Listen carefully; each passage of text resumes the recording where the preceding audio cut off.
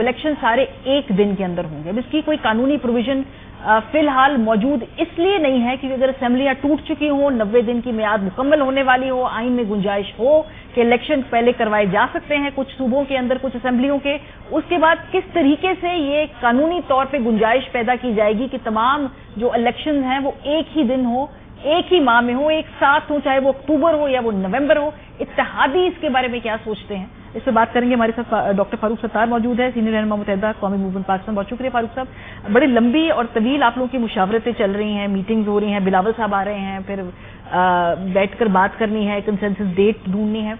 Peoples party का वक्त आपके पास आया है, इस हवाले से फिर मैं आपकी वो जो मर्दमशुमारी के जो इश्यूज हैं उस पर भी बात करूंगी।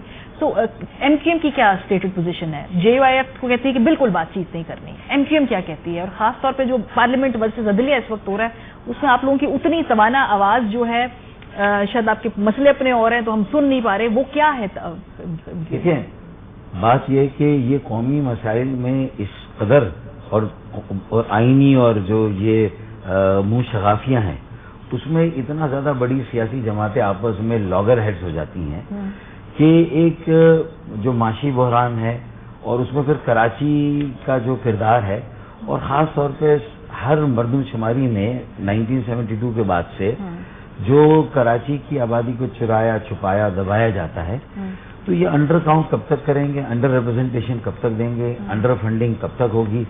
जो शहर चलता है तो पूरा मुल्क चलता है, वो पूरे पाकिस्तान को पालता है।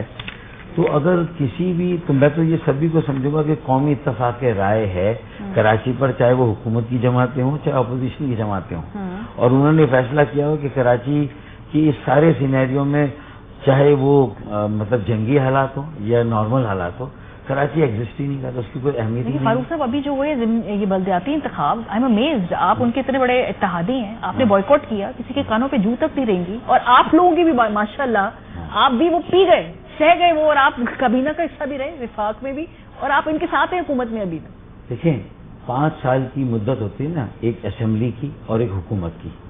अच्छा, हुकूमत अगर मुकम्मल नहीं करती 5 साल, तो फिर इसका ये मतलब है कि कुछ असेंबलियां भी फिर मुद्दत पूरी नहीं करेंगी 5 साल, क्योंकि मेरे सियासी और गिरोही मफादात को ये सूट करता है।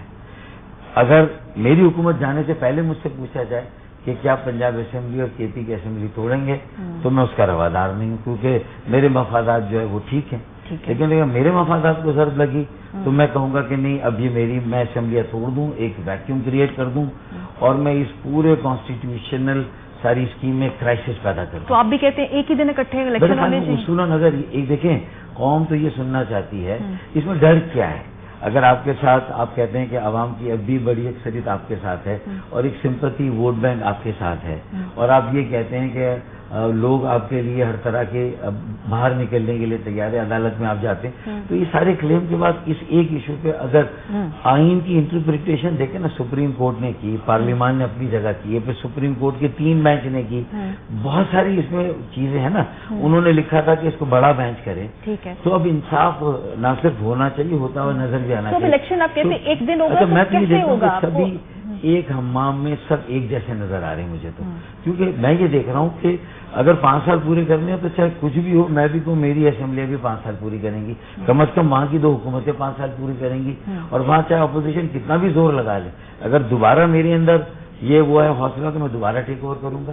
और अगर यहाँ से भी आपको समझते हैं कि गलत हटाया गया था वक्त से पहले, आप कोशिश करते, पॉलिटिकल मूव्स बनाते, वो पार्टियां जो आपकी लाई थी उनके पास दोबारा जाते, तो मेरे ख्याल में सियासी हल निकालते, आप लोग बातचीत करते, वो लेकिन कोई भी बातचीत करने के लिए तो तैयार ही नहीं है। अभी सियासी जमातें दावा करें कि हम सियासी हैं और मकालमा कोई हो ही ना, तो इसका मतलब है कि फिर सारे इदारे कूदेंगे ना बीच में, फिर अदलिया को आना पड़ा जब आप ये फैसला नहीं कर पाए। अब चाहे अदलिया ने किसी के हक में किसी के खिलाफ फैसला दिया, तो मेरे ख्याल में सियासी जमातें आहिस्ता आहिस्ता अपनी स्पेस, अपनी डोमेन में बाकी इदारों को पूरा मौका दे रही। अच्छा, आज जो तकरीर हुई उसमें मुझे कि इलेक्शन जो होंगे वो एक दिन होंगे, इसके लिए कानूनी तौर पे कोई आपको कन्विंस किया है? बिकॉज कानूनी गुंजाइश कैसे निकालेंगे, इस हवाले से कोई गुफ्तगू हुई है? बिकॉज आप उनके इत्तेहादी हैं ना, तो अगर इलेक्शन अक्टूबर में होंगे तो पंजाब और केपी के हवाले से क्या बताया उन्होंने आपको कि कैसे ये किस कानून गुंजाइश के तहत करेंगे? देखिए, किसी कानून में अगर किसी को एक सजा हुई और वो सजा उसके ऊपर अमल दरामद भी समझ ले कि हो गया, लेकिन बाद में पता चला वो कानून सही नहीं था وہ قانون تبدیل ہو گیا تو کہا جاتا فیٹ اکمپلی ہو گئی. آپ سمجھ رہے ہیں کہ قانون آئین کے ماورا تھا لیکن اس پہ عمل درآمد ہو گیا. ٹھیک ہے نا, ملٹری کورس ایک زمانے بنی تھی, لیکن اب وہ ان دو لوگوں کو تو آپ واپس زندہ نہیں کر سکتے نا. تو پھر یہ کچھ چیزیں جو وقت سے باہر ہو جاتی ہیں ان کو فیٹ اکمپلی کہہ کے پھر کوئی قومی اتفاق رائے قائم کیا. تو وہ ہو ہی نہیں رہا نا, مسئلہ یہ ہے نا. اگر وہ نہیں ہوگا تو مجھے نہیں پتا پھر کیا ہوگا. تو میں تو یہ سوال آپ سے بھی پوچھوں گا, ہم آپ سے پوچھ رہے ہیں, آپ نے اتفاقی رائے کرنا ہے, آپ لوگوں نے رستہ نکالنا. میں تو کہہ رہا ہوں کہ جو میری فریٹرنیٹی ہے, جو سیاسی اکابرین ہے, مکالمہ کرنے کی جگہ سر جوڑ کے بیٹھنے کی بجائے بہت سارے ایشوز پر قومی اتفاق رائے کرنے کی بجائے کم از کم ڈالر کی 3 سینچریاں مکمل ہو رہی ہے, تیل کی 3 سینچریاں مکمل ہو رہی ہے, صرف ملبہ کسی ایک حکومت پہ ڈالنے سے مسئلہ حل نہیں ہوگا. اگر الیکشن پہلے ہوں یا وقت پر ہوں, جب الیکشن ہوں گے تو اس کے بعد کسی کے لیے بھی آسان نہیں ہے یہاں سے صورتحال کو, ملک کو ریٹریو کرنا, اس جنجال سے, اس بحران سے واپس نکالنا. تو مطلب کسی کی نگاہ ہے کہ پھر کیا ہونے والا, آگے کیا ہوگا. یہ صرف جذباتی پن ہو رہا ہے یا یہ پارٹی ایفیلیشن جو اس کی بنیادوں پر ساری باتیں ہو رہی ہیں. ملک اور قوم ایک طرف رہ گئے, میں یہ دیکھ رہا ہوں سیاسی مفادات, گروہی مفادات, جماعتی مفادات آگے آ گئے. تو میرے جیسا آدمی, کچھ لوگ ہیں جو آوازیں آ رہی ہیں جو کہہ رہے ہیں کہ مکالمہ ہونا چاہیے.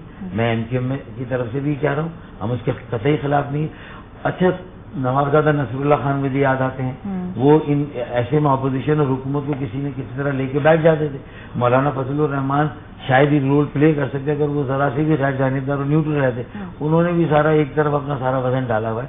ورنہ اس لیول کے سیاسی اکابرین کی ضرورت تھی جو دونوں جگہ پہ بیٹر سینس کیسے, اچھی سمجھ بوجھ کیسے قائم ہوگی, راستے کیسے نکالے جائیں گے. اس میں کچھ لو اور دو کی بنیاد پر ہوگا. یہ نہیں ہو سکتا کہ حکومت کیا دے سکتا ہے اور in return P T I کیا دے سکتی ہے. میں کہہ رہا ہوں کہ دو لوگ بیٹھ جائے, حکومت اور اپوزیشن, کیا اسٹارٹنگ پوائنٹ کیا ہے. دیکھیں اکتوبر نہیں سپٹمبر میں الیکشن کی بات ہو سکتی ہے بھائی, تاکہ تمہاری بات بھی رہ جائے, ان کی بات بھی رہ جائے.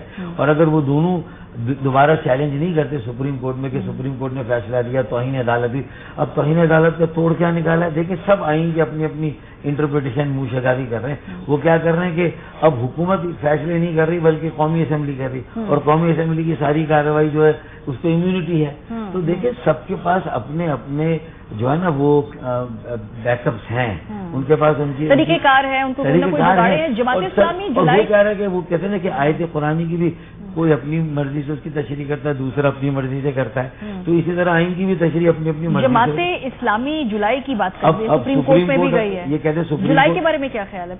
دیکھیں میں کہتا ہوں کہ میں نے تو اپنی طرف سے ستمبر کا نا میں نے ایک آئیڈیا دیا نا, میں بھی اکیڈمک ڈسکشن کر رہا ہوں. کانسٹیٹیوشن میں چاہے کچھ بھی, دیکھیں وہ ڈیٹ تو ویسے بھی نکل گئی جو 90 دن کی تھی, وہ تو ویسے بھی نکل گئی. تو اب آپ کیا کریں گے, اس لکیر کو پیٹیں گے.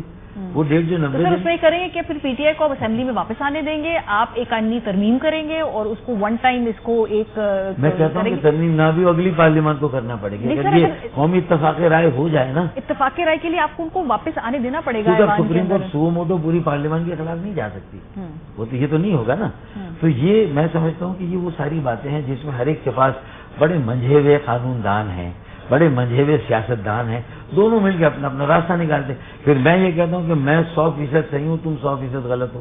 حالانکہ کوئی بھی 100% صحیح نہیں ہے اور 100% کوئی بھی غلط نہیں ہے. سر یہاں پہ یہاں پہ تھوڑا سا آسان کام ہے کیونکہ الیکشن ہونے ہیں 90 دن کے اندر, یہ آئین کے اندر لکھا ہوا ہے. تو یہ تو بڑی فیکٹ کلیئر ہے, یہ ہونا ہے. یہ نہیں ہو رہا, اس کے ریزنز اس لیے کیونکہ حکومت نے فیصلہ کر لیا ہم نے الیکشن نہیں کروانے. وہ فیصلہ کر لیتے کہ الیکشن کروانے, یہ مسئلہ نہ ہوتا, یہ معاملہ عدالت تک جاتا ہی نہ. سمپل ایشو تھا, اسمبلی ٹوٹی, الیکشنز کال آن ہو, الیکشن نہیں ہوا. یہی والی بات آپ نے مجھ سے کی. میں تو ایک سیاسی آدمی ہوں, ظاہر میں بھی آئین کی بہت آسان تشریح آپ کے سامنے کروں گا. آپ نے جو کہا میں اس کو تقریباً انڈورس کروں گا.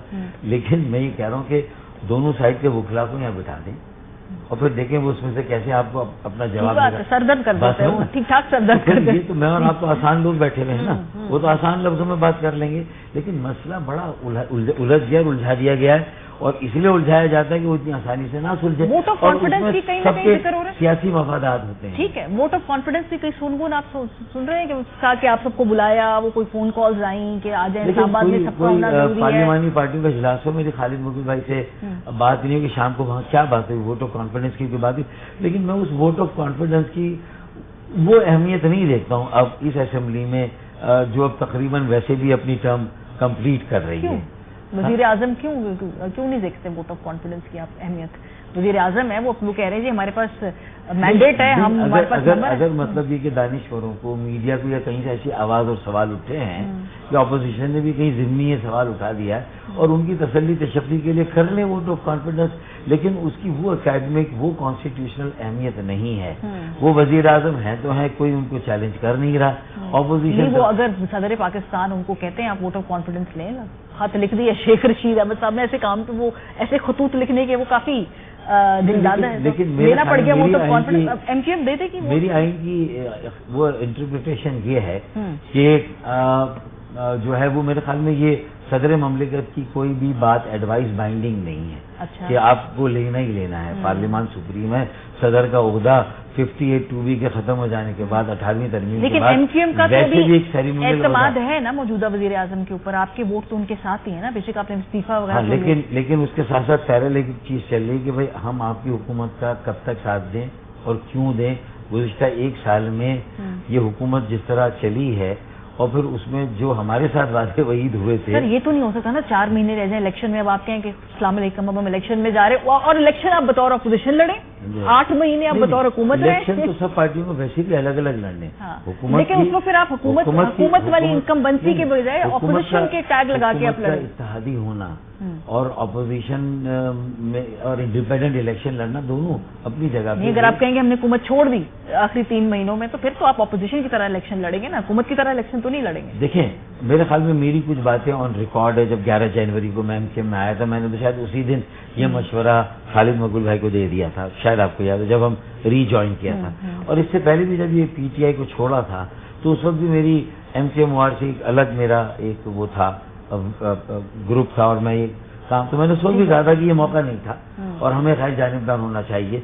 तो मेरी वो सारी बातें हैं जिसको बहुत सारे लोगों ने सराहा था कि भाई 4 साल, हाँ पीटीआई को छोड़ना था तो 3 साल में उनकी जो कारकर्दगी थी ना, वहीं आपको बता देना चाहिए था कि हमें अगले 2 सालों में भी अब आपसे कोई उम्मीद नहीं है, क्योंकि आपके पास वो political maturity, acumen, vision, innovation, वो सारी चीजें नहीं है, आपकी टीम नहीं है, सिलेक्शन नहीं है, माशी आपकी पॉलिसी का कोई उसकी डायरेक्शन। सर वो जो विजन वाले हैं उनके IMF के साथ भी आपने जो ये विजन वालों के साथ भी आपकी मोरलेस यही गिले हैं। मैं तो कह रहा हूँ कि इसका मतलब तो ये कि एक ऐसा दिवालियापन है सियासी फैसलों का, पॉलिसी साजी का।